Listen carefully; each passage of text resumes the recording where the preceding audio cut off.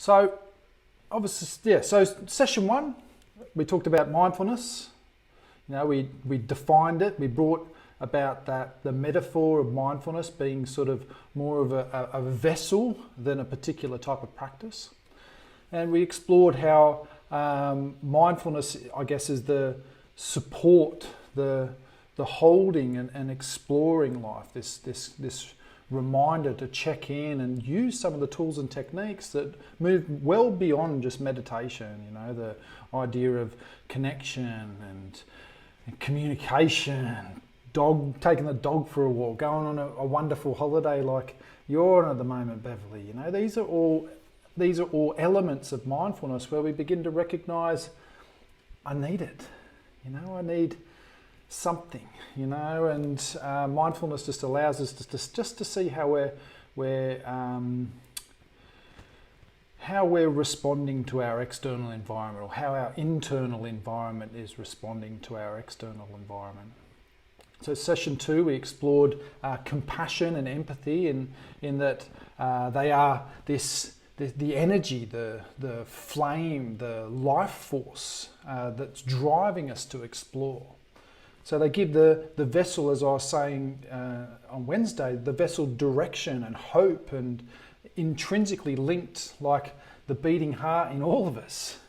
And compassion is that. Compassion is this beating heart of mindfulness. If you think, I guess the heart being compassion and the body being mindfulness is the way in which we engage in our life, you know. So compassion is that energy. It's the nucleus that wants us to learn and explore and understand how we're engaging in our life, and the mindfulness creates that vessel to do that.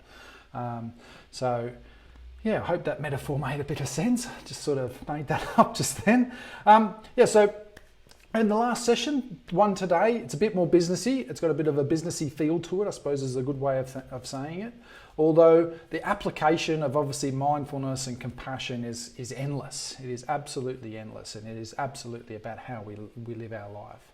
It is this mix of mindfulness, compassion and performance which we're going to be exploring a bit today. But let's have a little bit of a practice.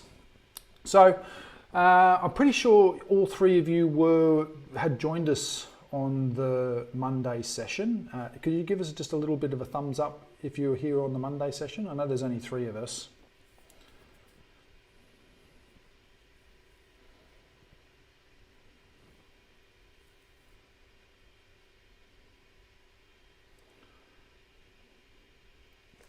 And I'm coming back to this idea again of remembering that sort of idea of the support, yeah? So the support just being there, that actually really what we're trying to do with this practice is this idea is that we're not trying to change what we're experiencing. We're not trying to sort of stop, get rid of.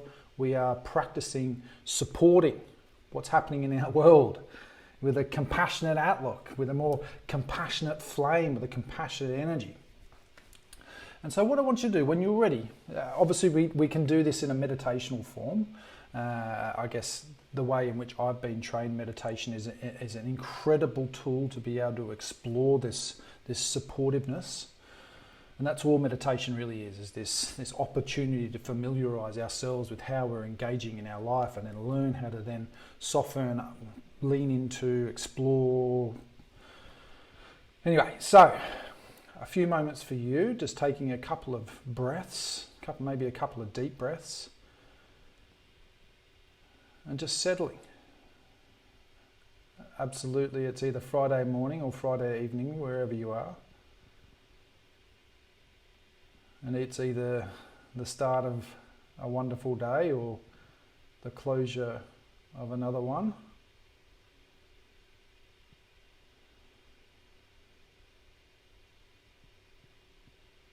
And I just want you to give yourself some thought about what you feel that you need right now. And even if you want to, placing your hand over your heart. Again, there's a lot of wonderful evidence that shows the sense of hand over heart creating a release of the compassion hormones in our system, incredibly.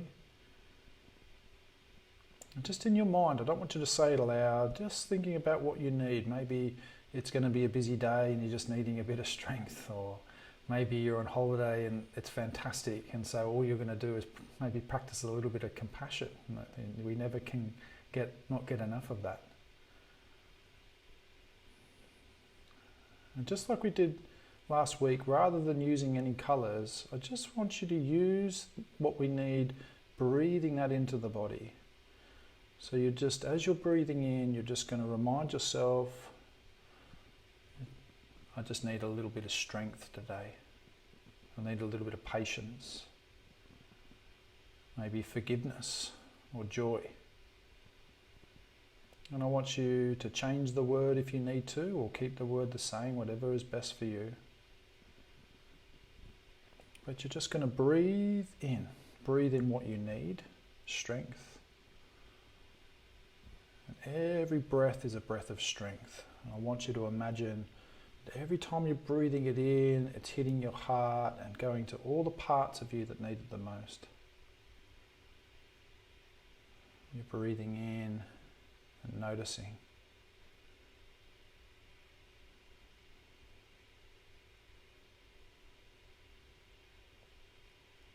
That this strength, this kindness, this compassion can just filter out to all the parts of you.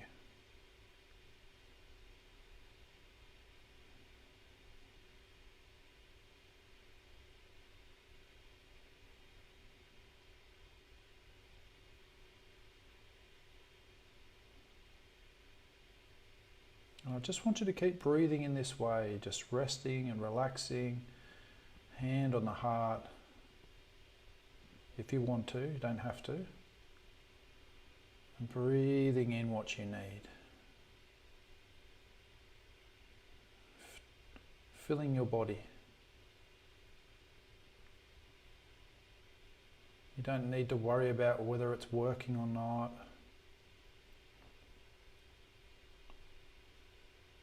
You don't have to look too far to understand the importance of intention in our lives.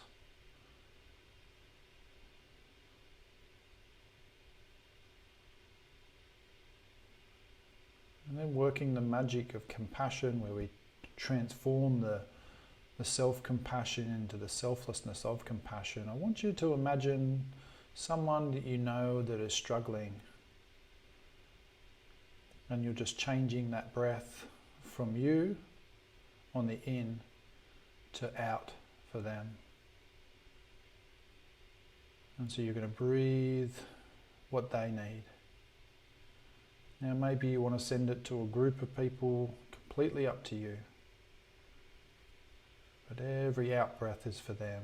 You're going to breathe out strength, forgiveness, compassion, joy, to just someone you know is struggling right now.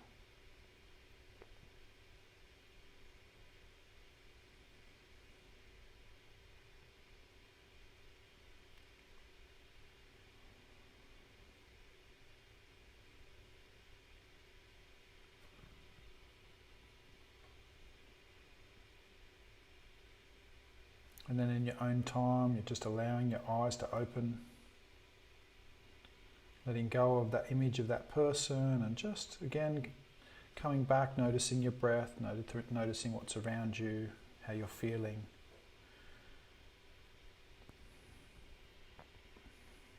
Okay, so I hope you enjoyed that little practice, and it's one of these things that you can do this anytime, any place, anywhere you want to. You just take a few moments and recognize how you're feeling. How are you responding to your environment? This idea of mindfulness. We need to make it rememberable or memorable. Rememberable. I keep getting that mixed up. Memorable. We need to make it we need to remember to remind ourselves to continue to check in, making it rememberable. I think that's a word. Anyway, so what that helps with is capacity, and we're going to learn a little bit about that today. But I want you to watch this little video. talked about the positive. The absence of disease is not health. Here's how we get to health. We need to reverse the formula for happiness and success. In the past 3 years, I've traveled to 45 different countries, working with schools and companies in the midst of an economic downturn. And what I found is that most companies and schools follow a formula for success, which is this: if I work harder, I'll be more successful. And if I'm more successful, then I'll be happier. That undergirds most of our parenting styles, our managing styles, the way that we motivate our behavior. And the problem is, it's scientifically broken and backwards for 2 reasons. First, every time your brain has a success, you just change the goalpost of what success looked like. You got good grades, now you have to get better grades. You got into a good school, now you have to get a better school. You got a good job, now you have to get a better job. You hit your sales target, we're going to change your sales target. And if happiness is on the opposite side of success, your brain never gets there. What we've done is we've pushed happiness over the cognitive horizon as a society. And that's because we think we have to be successful, then we'll be happier. But the real problem is our brains work in the opposite order. If you can raise somebody's level of positivity in the present, then their brain experiences what we now call a happiness advantage, which is your brain at positive performs significantly better than it does at negative, neutral, or stressed. Your intelligence rises, your creativity rises, your energy levels rise. In fact, what we found is that every single business outcome improves. Your brain at positive is 31% more productive than your brain at negative, neutral, or stressed. You're 37% better at sales. Doctors are 19% faster, more accurate at coming up with the correct diagnosis when positive instead of negative, neutral, or stressed, which means we can reverse the formula. If we can find a way of becoming positive in the present, then our brains work even more successfully as we're able to work harder, faster, and more intelligently. You know, coming back to the topic of session 1, where we talked about this idea of how much of our life is missed, how much of our life is missed. That actually, session 2, where we talked about compassion, and compassion really being this idea of this noticing and this making aware of attention, and how much do you think of our performance is wasted because we're not focusing, we're not attending, we're not attentive to what's happening in our life? How much of life do we end up missing, and how much of an impact does that make on us? When we pay attention to one another, it enriches our life. Compassion and empathy is this action of paying more attention to the world that's around us. That actually it isn't, a more compassionate approach to be present for people. That it is truly an act of compassion. So I wanted to give you a little bit on this exhaustion funnel. Maybe some of you have seen it before. Dr. Marie Asberg, she is the guru of exhaustion, or understanding exhaustion in humans. And the top circle represents how we lead a balanced and healthy life. And as you can imagine, all the inputs being sort of friends and family, social, all that sort of stuff. Everything in our life, and we're constantly, it's a dish spinning way of living. There's not much room, and when one of them begins to sort of have to get all of our attention, a lot of the others begin to fall by the wayside.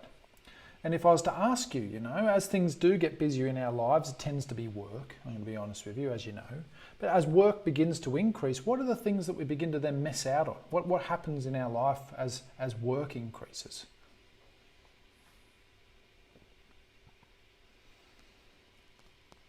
What's the first things that we stop doing? What's the first things that we put down? What's the first things that go amiss?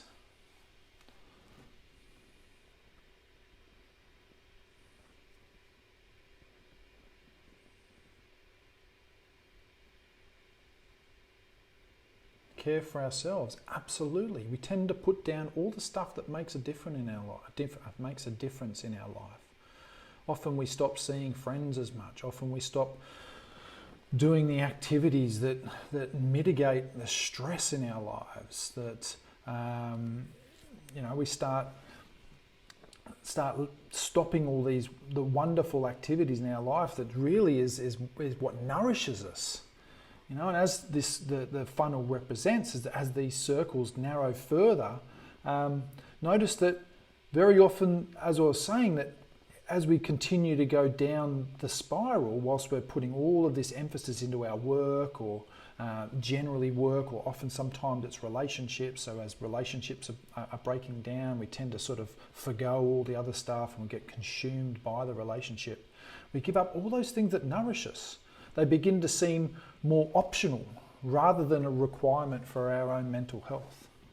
And the result is that we're increasingly left with only the work and the things that are stressing us, depleting our resources, and ultimately that burnout is a result. And too often it's the very conscientious people, the strong people, you know, the people that everyone turns to when their life starts to take a bit of a dip and lean on. Those that are quite confident, that I personally see end up burning out. They generally, there was that 10x, you know. I don't think there could have been a worse thing for society than that 10x generation, the last 5 years or 10 years. Everyone 10xing people, 120%. Good luck running at 120%. You run anything at 120% and there it goes too quickly, you know. And I've seen firsthand nurses, you know, carers, aid workers, among many other professions of highly committed individuals that feel there's no room to nourish themselves amidst conflict, amidst natural disasters like we're seeing at the moment. And burnout and exhaustion, because we put down the things that nourish us and we focus only on what is really creating the stress in our life, pushing us to the brink, as I said, of exhaustion. So what happens as we begin to get more and more exhausted is this idea of this ripple effect. Now, the ripple effect, I guess, is this: as we're getting tireder, you know, if you could imagine a problem arises and we're a bit tired, we've had 4 weeks of dealing with someone that's off on sick or not talking with a partner, or something. Life is just a bit all-consuming and heavy at the moment, you know, and something simple, you know, maybe your boss has gotten on your back about something and you've made a mistake or you've done something wrong. A problem's arisen. And then your boss comes over to you and says, Dan, we've got a meeting tomorrow. You better come. It's booked at 10 o'clock. We've got something important to talk about. What's the first thing that begins to happen? As soon as a conversation like that happens, what's the first thing that happens? I can't believe it's 25 past already. So where does the time go? Whilst you're answering, I will give you an answer. We catastrophize. We turn on ourselves. We doubt ourselves more. We think the worst 100%. We turn on ourselves. Our self-belief takes a dip. And then our performance gets worse. We worry more. We think that our job is going to end tomorrow. So our colleagues then take the weight of our world too. And then when we get home, we're tired and stressed and frustrated. And maybe it's because we're not talking to the husband, so we're sitting in that anxiety on our own, unable to share how frustrated we are. We don't want to burden our friends. We go to sleep tired and exhausted to wake up for a meeting in the morning, where your boss just has just noticed and they just want to know, are you okay? That you've actually got, I hope there's some out there, a manager that's recognised that you're struggling and has sat down with you and said, I know something's got to change here and I'm here to help. But all yesterday you wasted. Because you're tired, because you're looking at things differently, because you're stressed and anxious, you're not very kind to yourself. Whole self-compassion has gone completely out the window. And this is a lot of what I'm seeing at the moment, and I have been for the last 5 or 6 years, is that we drive ourselves to exhaustion thinking that it's work that makes us happy, that actually it's the money, the wealth, the car, all these things that drive continually comparing us to everyone else, driving this sort of underlying feeling of lack of self-worth, And from this exhaustion, as we get consumed by this idea that is completely wrong from the start, when things happen, when small things happen, we blow them completely out of proportion and we react. It affects us, it affects the people that we work with, it affects our home life, it affects our sleep, it affects what we eat, and all these types of things. So, we are contagious. Now, obviously, there's a little bit more to that than what I was saying. But we don't realise just how contagious we are.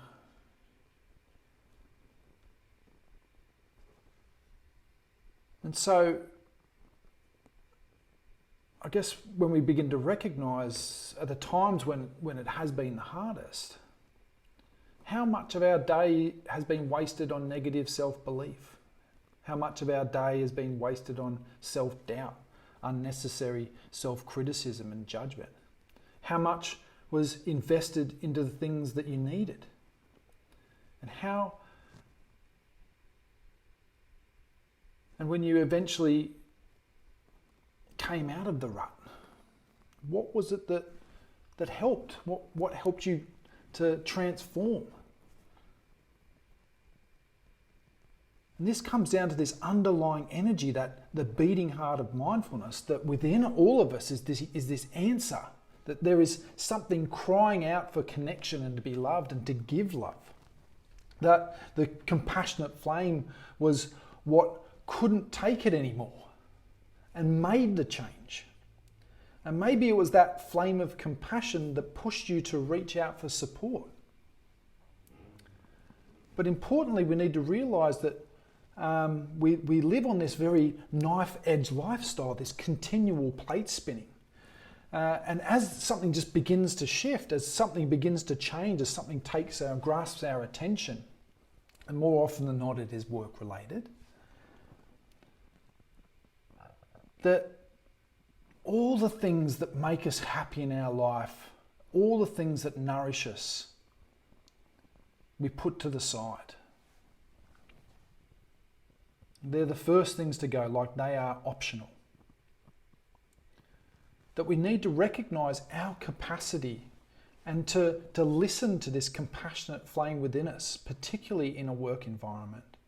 Now, my teacher calls it the wise owl. And he says that because it's like this voice that is not there all the time. Occasionally, you just hear it like as if, and just reminds you, you are important too. Take a break. That this isn't worth worrying about. Or everything will be okay. You'll get through this. That a key component of performance is compassion. And we need the reminder of mindfulness to recognise when we're dragging ourselves into exhaustion. Now, when we're feeling the guilt, when we're feeling tired, when we're feeling frustrated, when our sleep begins to change, all these types of things, these sort of wonderful messages that our body tells us that we need to listen. We need to get back to the things that we love. You know, there is this real underpinning when you think about what's happening in your life, you know, and you look at when times were tough and how much of your time was invested at that point into the things that you needed to nourish. You know, when you were getting on your back, when your self-belief was taking a dip, your self-doubt, you were feeling down and anxious, how much of your day did you invest in you? And how much of your energy were you wasting on lies? And we can't help ourselves. We just get dragged into this sort of this negativity bias. But performance and well-being are intrinsically linked. You know, in Australia, they're making mental health a safety hazard. You know, I don't know if that's the right way to go, but because, you know, it could be anything. It could be anything. Over people who eat too much, you know, hungover. You know, what else creates a safety hazard? I think it's opening a can of worms. I don't think it's the right way of doing it. They're actually making mental health a safety hazard. Absolutely, it's a risk. But I think people carry risk all the time. How do we measure that risk? I think that's too great. But I think it's a good step forward that actually mental health has become a potential risk or hazard at work. Sorry, I realised I'm looking at where the camera is, and I keep flicking back. So apologies if you're sort of wondering why I'm continually doing this. I keep forgetting where the camera is. There's the camera. Hello. So I hope you've enjoyed these sessions together. Appreciate we've gone a little bit over. I'd love to do a little practice just to finish off. If you've got maybe an extra 5-10 minutes, if that's okay with you. Does anyone have any questions they'd like to ask? I hope the sessions together have made sense. Whilst people are putting down maybe some questions, I'll do a little recap. You know, so like I did at the start, this idea, sort of week one, was this understanding of mindfulness. You know, this recognition that actually mindfulness is not just about meditation. It is this vessel, and it's tough. It's a tough thing. Mindfulness is not an easy thing. It shouldn't be pitched as this catch-all mindfulness practice that's amazing, because it is hard work. It is every day. It is checking in. It is remembering. It's making sure you're treating yourself nice. And this mindfulness practice is this idea that all that we do within it, the breath work, all this sort of stuff forms within this idea of mindfulness. And week two was this idea that that we need to move a vessel, we need energy, and compassion is that energy. And absolutely part of compassion is caring and kindness, and you know, and even sometimes it's taking a difficult stance on things. Absolutely, it's caring and empathy and all this sort of stuff that comes together, the action that comes out of empathy. And this week is about sort of exploring that you are important, incredibly, intricately important, and that for you to be at your best, you have to be investing in you, and you need to be better at listening to the signals that are advising you that you are struggling at the moment, and to reach out for support. So,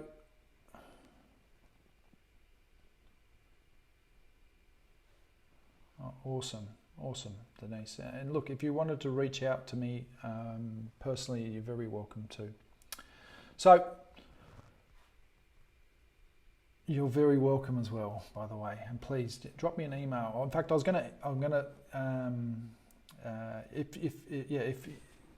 send you an email, as I said, afterwards. Avril, Denise and Magda. Okay, so if you give me a thumbs up, I'll do a little practice. If I can get at least one thumbs up, I'll do a little meditation just to finish. Yeah.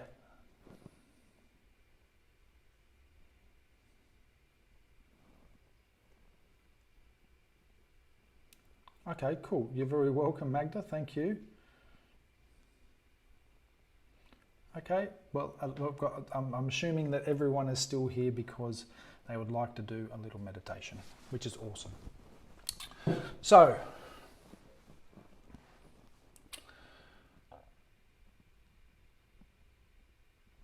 wherever you are, whatever you're doing, now this time is for you.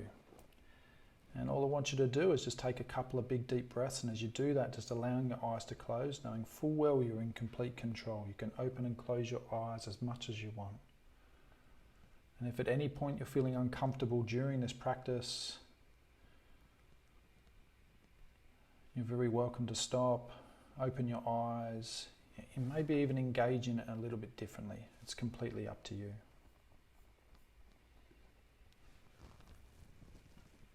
And after those breaths and the eyes closing or keeping them open, whatever you'd like, you're just going to bring some gentle attention to the movement of your breath. And we're going to continue on this rich vein of supportive, this idea of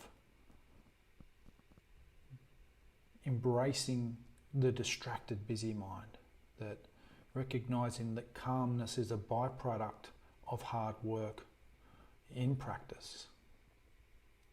That absolutely relaxation is realized. But the science shows it's working with the distracted mind and being okay, taking a calmer outlook, that stimulates our relaxation response. And so I just want you to form that rhythm. We're just going to sort of rest and relax, and we're just going to watch our breath or notice other physical sensations in the body. If you want to use a mantra, you're very welcome to use a mantra as well. You're just watching the movement of sensations. And I just want you to allow yourself to be distracted. I want you to notice yourself thinking about things. I want you to notice a car going past. I want you to notice that you've forgotten to listen to what I was saying and being okay with it.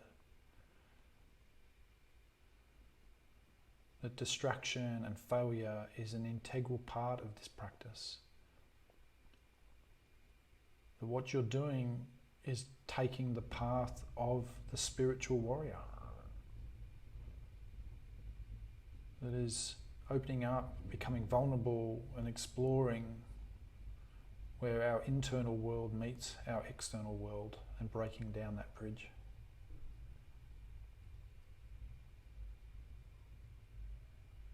And we start just by noticing the movement of distraction. We don't get carried away with it, we don't put ourselves down by it, we just notice it. And I'm going to go quiet just for 2 minutes. I just want you to practice just resting, relaxing, watching sensations in the body, getting distracted, and gently returning. Remembering you can open your eyes at any point if need to.